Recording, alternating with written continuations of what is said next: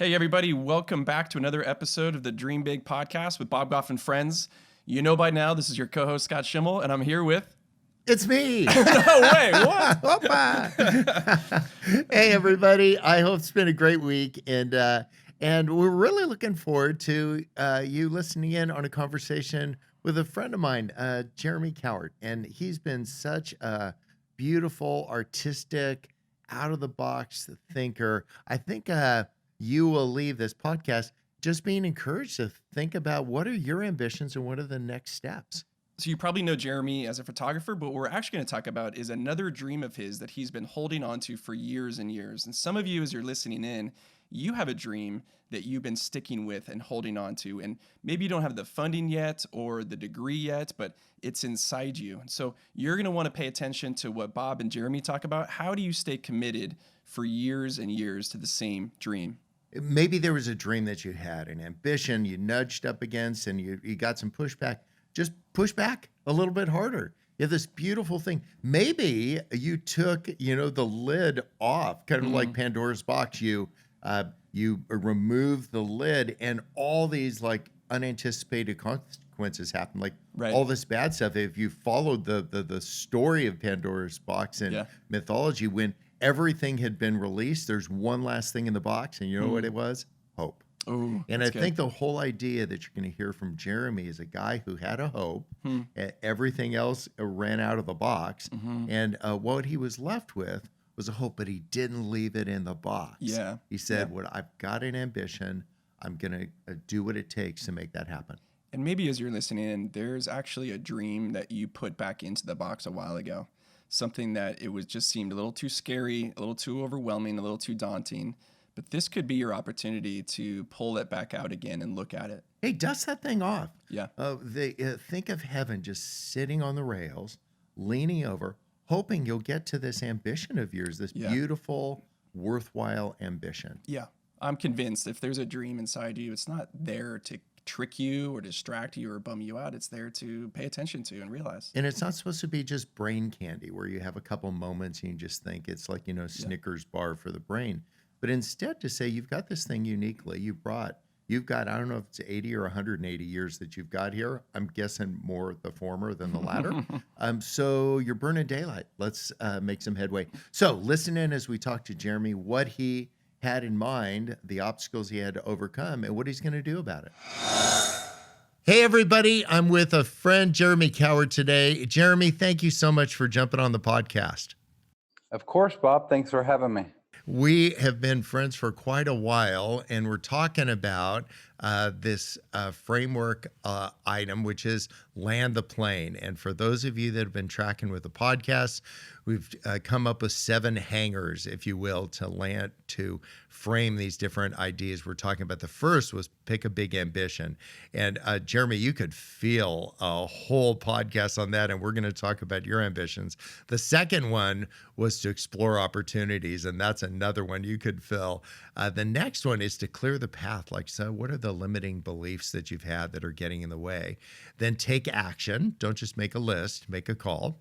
Expect there'll be a couple setbacks, sustain belief. And here's the last one. We're talking about landing the plane. And the reason that I thought this would be so perfect, Jeremy, to talk about with you is you've had an idea for the longest time we've been talking about, and you've gone through actually each of the things that I just described, from the ambition to the opportunity to what got in the way and take action. Can you just let everybody know, the 4 people on earth that don't know you already, who you are and what was your ambition and what have you been throwing your world into? Yeah, so I'm Jeremy. I've got a wife and 4 kids. I'm from Nashville, Tennessee. For the last 15 years, I've been a professional photographer for a living, and that's taken me all over the country and the world alike. But about 7 years ago, actually on a photo shoot in Los Angeles, God kind of hit me over the head with a really big idea, and that was to build a global hotel chain from scratch. As happens oftentimes with people are in Los Angeles taking photographs, they say I know what I'm going to do. I'll build a global hotel chain. God, I just don't want that to be lost on everybody. Sometimes your ambitions are just to make it through the day. And for all of us, you included, Jeremy, I know those are sometimes just the ambition, but once in a while, something big and audacious and crazy comes up. What did you do next when you just like had this thing that most people would just say, well, that's absurd. There's no way. What did you do next? Well, yeah, I give God credit because it's not like I was brainstorming that day. I wasn't needing a new career. I wasn't, bored of photography. And I was just walking down the hallway in a hotel and suddenly the vision hit me all at once, for the entire hotel. And the concept is called the Purpose Hotel. And it's basically where everything in the building is connected to a cause or a nonprofit around the country of the world. And so by staying there, you're changing the world in your sleep. And the name, the tagline, the ideas, the nonprofits, all of it hit me at once. And so what I did next was I told everybody that day, the guys I was in the meeting with, on the photo shoot with, that I remember I came home and told my wife, and usually she looks at me cross-eyed because I have so many ideas that she's used to hearing them and being like, cool, can you take the trash out? I'm gonna Yeah. run to Target. I'll be back in a little while. And I'm like, wait, did you hear anything I just told you? So I was expecting that kind of response, like, no way, we're not gonna build a global hotel chain. But she started crying when I told her that, which is only one of two times in our 20 years of marriage that she has cried at the thought of an Really? idea. And so that, of course, moved me immensely to see my wife love an idea that much. So then I actually did take action right away. I went and I tried to find a guy that owns hotels, and I found one in Los Angeles, and we started talking for a few meetings, and I just got that gut thing that this is not the right vibe. And so I bailed on him. And then I spent 3 years in fear of it. Really? Wow. Just how so? I was just so scared of it, even though I still believed in it. In fact, I remember talking to you backstage at the Catalyst conference, I think that same year in 2012. And I was like, Bob, I think I want to build a hotel. And you believed in it as well. I mean, you started instantly having ideas, and your belief meant the world. And so I knew all along, just bouncing it off people, that it was good. And I would even like share it at conferences in front of large audiences, because I just knew that maybe if I start speaking it, people will just come alongside, or maybe there'll be a hotel person in the audience. So I just started vocalizing it for 3 years, even though I still wasn't actually taking steps towards it. And so in 2015, 3 years later, my business partner and I decided to start with the public. And so we launched a Kickstarter campaign, which famously failed, but it succeeded in gaining publicity and traction. And so we relaunched our Kickstarter immediately again, and it succeeded the second time. Well, can we just park on that for a second? So, for those of you listening, you've got this ambition. And what Jeremy did, he started telling everybody about his ambition. You've got an ambition. Let everybody know. If you get pulled over for speeding, let the cop know, let the milkman know, whoever you work. If you're at Wiener Schnitzel, tell the guy that's making the hot dogs. Let them know about your ambition, but don't look for approval and don't look for permission. What you're doing is you're And letting, yeah. and the other thing I would say is, and this is where it gets tricky, because a lot of people say, well, aren't you afraid of someone stealing the idea? That's why a lot of people keep their ideas secret. And there's part of me that was afraid of that, but I just felt this, like, God just saying, like, just share it, share it, share it, share it. And so I did everywhere. I just shared it openly. And sure, another, I guess, hotel brand could run with it, but I don't know. That was just my instinct, was I know somebody can steal this, but I have to keep talking about it. I didn't know anything else. So Yeah, that's like this idea, let your ambitions outdistance your fears. That you could think of a bunch of reasons not to tell people. And oftentimes the reason isn't that somebody will start farming your idea. The idea is that if you let people know, maybe they'll disapprove of your idea. They'll say they're trying to express love to you, but they actually do it in a way that does some harm to your ambition. And I just don't think we need to empower people to do that. So what I liked is that you'd gone to somebody who actually did hotels, and your gut was telling you this just isn't the right person. So instead of bailing on your idea, you said, I'm going to actually find some safe people to go. So how did you make the transition from having met with somebody having a bad experience and wanting to park it to actually saying, you know what, I'm going to throw my hat over the fence. We're just actually going to do this thing. Yeah, it was a combination of things. I remember flying over New York City in 2015 and just looking down at the sea of skyscrapers. I mean, literally thousands and thousands of just huge buildings. And I just thought, man, every one of those buildings had to start somewhere with one person and one idea. Like, why can't I be one of those people? Why can't the story, which, is so much greater than me, so much greater than all of us, it is truly a building that's going to champion other people around the world. Like, why can't this be just one building?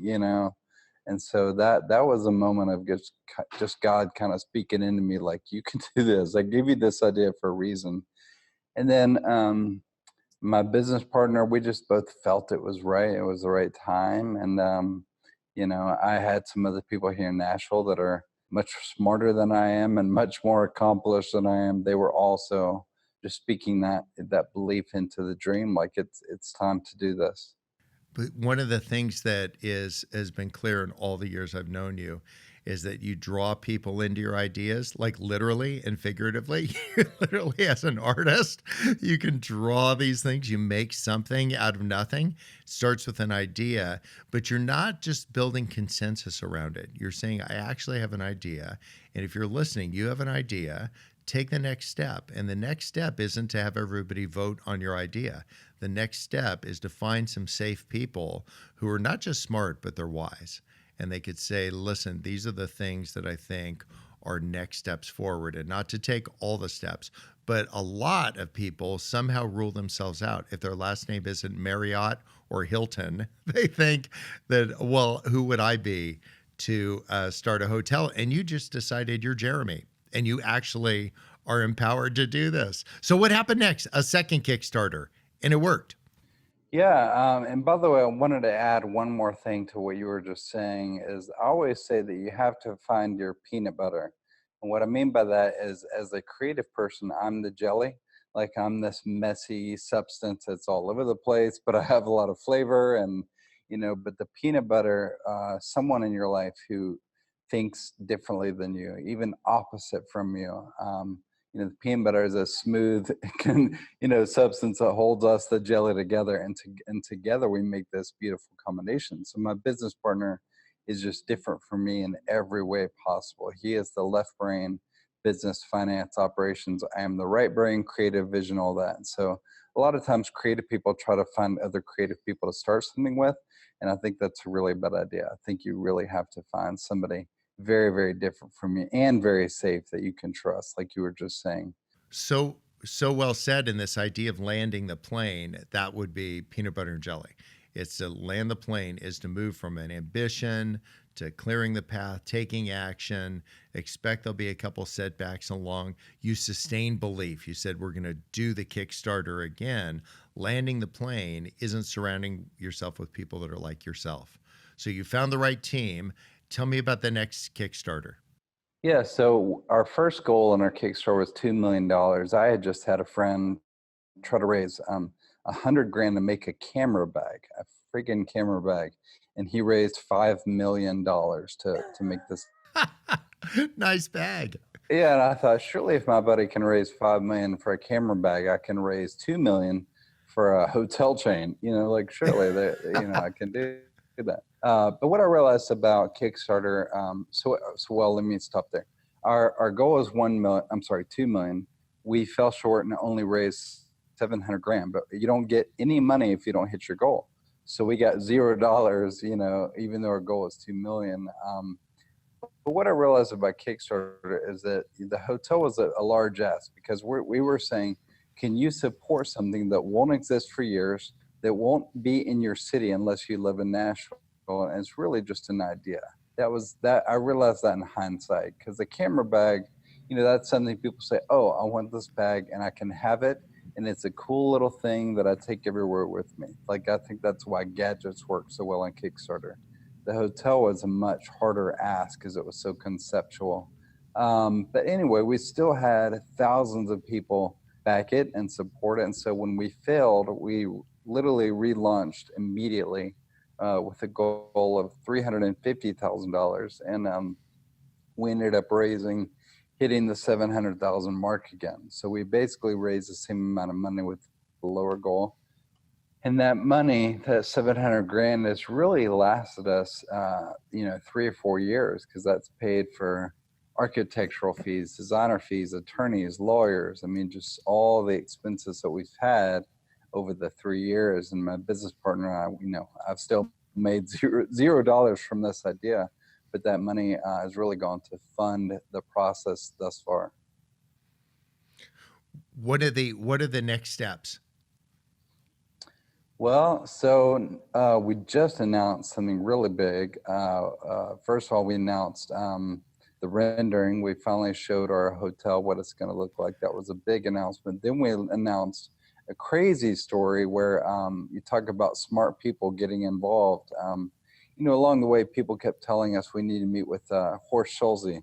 He is the founding COO and president of Ritz-Carlton. And all this time, I'd be like, yeah, right. That's not going to happen. But somebody, my friend Penny Hunter, did set up the meeting. And we walked into Horst's office in Atlanta and, told him the quick vision statement and quick idea. And he just, I don't think, was getting it. And so after about 10 minutes, it was kind of like in and out. We were about to shake hands and say, thanks for your time. But I was like, Horst, I'd really love to show you more. I'd really love to show you the full vision. So we sat down. Our 10 minutes turned into 3 hours. And at the end, he said, I personally want to manage this hotel. I want to do all your staffing, hiring, and training. And so that little meeting literally landed, he's been named the top #1 hotelier in the world. And so, we landed a deal with Horst in that meeting. And so now we're officially, working with him every week on doing this hotel. Oh, congratulations. So you're listening and you're thinking, okay, so I'm not going to go build a hotel. What I have is this ambition to, maybe it's to just go out on a date, whatever it is. Don't just collect a bunch of information. At some point, you say, what I'm going to do is let the right people know about my ambition. I'm going to look for opportunities. I remember when I was trying to get Marie to like me, which is an ongoing pursuit. I bought this crummy little sailboat. We anchored in this little bay in San Diego, and she wanted to read The Friendship Factor. I would have read a phone book upside down if it got me within 6 feet of her. And so you're willing to do what it takes to get what you want. And then eventually I got her to put the stupid Friendship Factor book because I wanted to be my wife, not my friend. And so that idea of taking action, you'll expect a couple setbacks. There'll be something that'll come back, whether it's a Kickstarter that didn't work, if it was something you tried. For some of you, you think God just closed the door when really some guy named Billy just said no. And so I love in your story, Jeremy, you just were undaunted. You just said, I'm just actually going to go do this thing because it's a beautiful idea. Landing the plane is not waiting for permission anymore. Just decide, I'm going to do this thing. And it's not just being headstrong, it's being purposeful. And hence the name, like the whole idea. So tell me what got you through times where you were wondering, am I just nuts? I mean, I've been at this for 7 years, like actually, a quarter of your life or more. Like you've been at this. What got you through those times where somebody listening saying, man, I've had this thing, I got to land the plane. What kept you going? Well, I need to tell you the story of a major setback we had and what happened right after, because this is a story that I would truly be telling the rest of my life. And it's what my book that I just released ends on this story, because it's such a mile marker in our story. But 2 Decembers ago, December 2017, we had been working all year towards building a boutique hotel in a really hip area in Nashville. But Friday night, December 2nd, the board let me know that, hey man, we love this idea, but our neighborhood has hotel, just fatigue, development fatigue. He's like, there's no way this hotel is going to happen, even though we love it. And so that night, my dreams were crushed, literally back to the drawing board. A year of work is gone. This hotel is not happening. So the very next morning, not even 12 hours later, I show up to Help Portrait, where I've been serving the homeless with my friends for 10 years now. About 8 of those years, this guy has been coming dressed as Santa Claus. And Santa does Santa duties. He takes pictures with the kids, gives them presents, and it's amazing. But I've never really spoken to Santa other than, Santa, you're amazing. Thank you for coming. So he walks in that morning in his Santa suit, and he said, hey, I heard you're building something special. And again, this is just me and Santa because I got there so early. And I said, yeah, I've got this idea for this hotel. I said, but our land fell through last night. And so I'm really, really sad. We're back to the drawing board. And then I told him the concept. And he said, well, I love the concept. He said, oddly enough, since 1974, I have owned 4 acres next to the brand new convention center in downtown.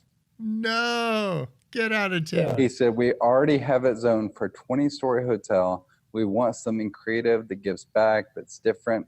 I said, Santa, you have got to be kidding. You own $40 million worth of real estate downtown Nashville, like the only little square pocket that hasn't been developed. Santa Claus owns. Of course. I was in disbelief because, God had literally been weaving that story for a decade with me and Santa quietly serving the homeless together. I didn't know he owned land. And so I was so moved by the moment, like chills down my whole body, that I took a selfie with Santa in that moment. So I was like, dude, we have to document this. Boy, talk about angels unaware. One of the things that for those of us listening, you'd say, okay, so I've got an ambition. You're looking for things. Are you situationally aware? Do you know who's around you? And have these conversations believing that you've got a beautiful ambition. You've got something laden with purpose, and it's really worth all the effort that you're putting into it. And then let God just blow your doors away. Whether faith is important to you or not, let him blow your doors away anyway. Just say, wow. Yeah. So it's just been those kind of moments where we truly, truly, truly feel like we are just along for the ride, and God is just doing the rest, because there have been so many of those type moments. One of the things that happens sometimes, you can take in a half an hour, we can take this arc from having an ambition to Santa Claus. Now you're sitting on his lap and he's telling you, I own 4 acres. Well, and that collapses into 30 minutes. But keep in mind, if you're listening, this is a 7-year arc and even longer than that. So if you're in the middle of your thing, don't be discouraged. Landing the plane means getting to the airport. It's and it's going to take a while. It's not just a puddle jumper. Some of us want to go really far. So landing the plane means just being aware that this is going to take a while, and then just staying encouraged along the way. Let people know this is a beautiful ambition. Live in anticipation of what might happen, and keep your eyes open. I love at the beginning of the book of Acts. It says, Acts 1:1 says, Theophilus, which means lover of God. Look for many convincing proofs that God's still alive. And I'm just like, that would be looking for a convincing proof. And seeing in the most unlikely ways. And I can't always see in real time what God's up to, but sometimes in the longer arc, you see like, oh, wow, I can see the fingerprints. Is that the same for you, Jeremy? Well, I'll tell you, right now on our schedule, we are scheduled to open this hotel late April 2022, which will literally, I had the idea April 30th, 2012. So if we open in April 22, that'll literally be a decade from idea to opening doors.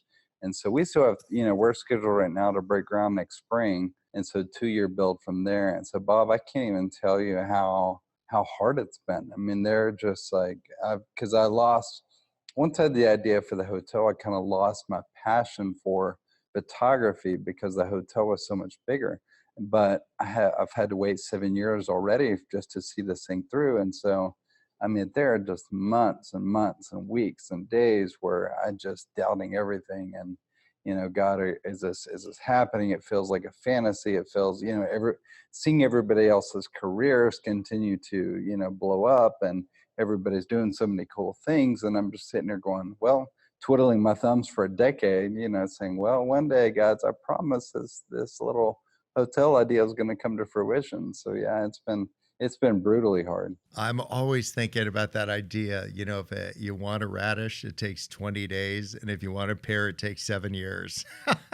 And I just keep on, I actually don't like radishes. You can grow them fast, but, and I'm not against, I don't want to get a letter from Radish Association. But I think the whole idea is to be patient, just know that God's growing something bigger and in a different way than sometimes our timetable. So you got a beautiful ambition. You're going after it, sustain belief, stay after that thing. But eventually you got to land the plane. And what we can do is keep things like brain candy. It makes us feel good. You're pushing the peas around on the plate and you feel like you're eating. You actually are just pushing the peas around on the plate. And so landing the plane means like getting the right people, get the date in front of the city council, get the sketches actually drawn and some plans, and to move from just conceptualizing your idea to actually doing it. And so I think these 7 years were probably, as you reflect back on it later, where you got more and more clarity on what it would be and what it wouldn't be. Oh, every day. And as more people come aboard, our architects, our interior designers, our management company, it's all crystallizing so much. And now I'm just so honored. I just feel like I have nothing to do with it, to see the team forming. It's been a beautiful process. And the other thing I would encourage people too is that sometimes we think we can only do one thing. Like, I have so many musician friends who are middle-aged and burn out, that they think all they can do is play guitar or sing or do the thing they've always done. But as a lifelong photographer so far, I've found that it's actually much more fulfilling when we do jump into that new thing, because I'm constantly learning. I'm so curious, and I've found this hotel as nonprofits and travel and restaurants and fitness and community and serving others and design and art and all these things that I love, that is so much more fulfilling for me than just taking really cool photos of already cool looking people. Like there's only Yes. so much that I can do. And so I think people, when you do jump into that fear, you'll be amazed at just how maybe more fulfilled you'll be by that thing God's calling you to than what you're currently doing. Yeah, one of the things that I've considered so often in my life is that while I've made my life more and more comfortable, the comfortable people don't need Jesus. Actually, desperate people need Jesus. And so to actually maneuver yourself into a point of a little bit more desperation, that's part of landing the plane. To say I'm actually kind of I'm desperate for the next thing because I am not seeing it right now. And so, if you're listening, continue forward, get that thing on the ground, take a definitive next step to move it closer. Jeremy, if somebody's listening, they want your book, tell me about the title of the book and how they'll get a hold of you on the web. Yeah, my book's called I'm Possible, Jumping into Fear and Discovering a Life of Purpose. And they can get that at possiblebook.com. And then, of course, I'm just at jeremycowart.com and at Jeremy Cowart on social media. And then thepurposehotel.com and The Purpose Hotel on social media. And some killer YouTube videos, one that went viral. How would they find that? Just your name on YouTube? Yeah, probably just even it's on my website, jeremycowart.com, on the About page. So yeah, that's kind of what started it all, was launching the book, that story that I've now shared. You've heard it several times, and I've been sharing it all over the country ever since. So good. Well, thank you, buddy. I'm so grateful for you. Thanks for what you're teaching us and for living a courageous, engaged life. And I'm just so honored to count you as a friend. Well, Bob, thank you for leading the way. You are inspiring all of us, and I am deeply, deeply grateful. If you've been sitting on a big dream of yours for quite a while, now just might be your moment. We put together a workbook for you this month in honor of the last stage of the Dream Big framework called Land the Plane. Go to the show notes, download it, and get to work finally landing the plane to your big dreams. This is your moment. Also, coming up November 11th and 12th, a Dream Big live workshop in Bob's hometown in San Diego. Come spend 2 days investing in your big dreams. Allow Bob to be your guide to go from idea to launch. Also, December 2nd through 4th, Dream Big Live Workshop in Hawaii.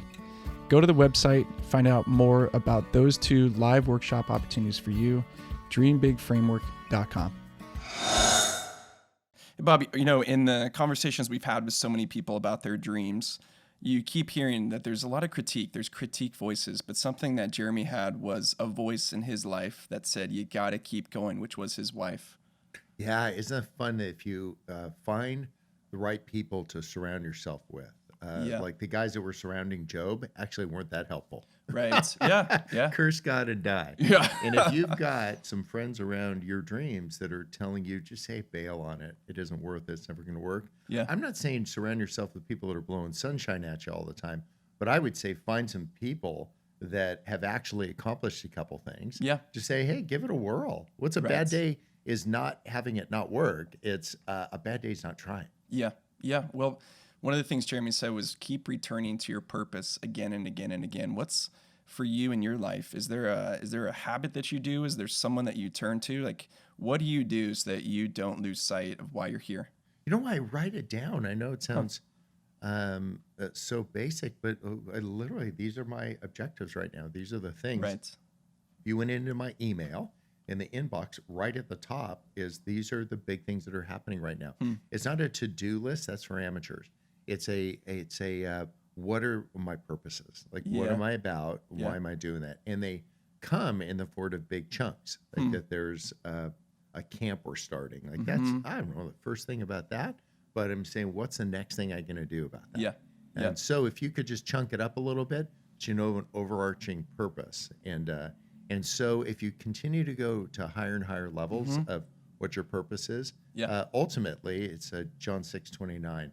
The disciples were saying, like, what's our purpose? And he said, your work is to believe in the one God sent. Yeah. And so because faith directs what I'm doing, I'm just trying to believe in the one he sent. I'm just trying to keep my eyes fixed on Jesus. That is definitely a theme, having talked to you over so many of these episodes, writing for you. And if you're not someone who writes, maybe it's not a habit for you, or it bums you out, maybe try speaking to text on your phone. But the idea of processing and going back again and again to why am I here? Why am I doing what I'm doing? What's most important? Write it down, talk it out, think it through. I'm telling you, as a father, I can speak on behalf of fathers, that fathers love seeing things written down, even if it's challenging. We got our first house we couldn't afford. And we couldn't afford to fix up the house, so we decided we're going to paint the front door, right? So it's the one thing you see. So we painted it black. It was just gloss. It was perfect. And young Adam Goff was in kindergarten, and he learned how to spell his name. You see what happened? He wrote his name on the door. He scratched in Adam. Oh, gosh. You know what? I like that door better. Yeah. I just like that he wrote it down. Yeah. Right. Now, I would have preferred like sidewalk chalk, a pencil. But just the fact that he wrote it down, it just pleased me. Yeah. And so even though he got it a little bit wrong from what the intended purpose of the door was, I'm just glad that he wrote it down. I think the Father in heaven looks at your ambitions. He wants you to write them down too. There's something about writing something down that makes it more permanent, more real, more tangible. Yeah. It's crazy. Adam is now 28 years old. And in our storage garage, we have the door. Oh, really? Do you know why? Because he put his name on it. Yeah. Right. So we just unhinged it. The person that bought that house, they're like, dude, where's the door? I'm like, don't worry about it. Right. So as you're listening, really, literally pull out a pen and paper or your phone and a memo and write down, why are you here? What are your big dreams? And put your name on it. Put your name next to that dream.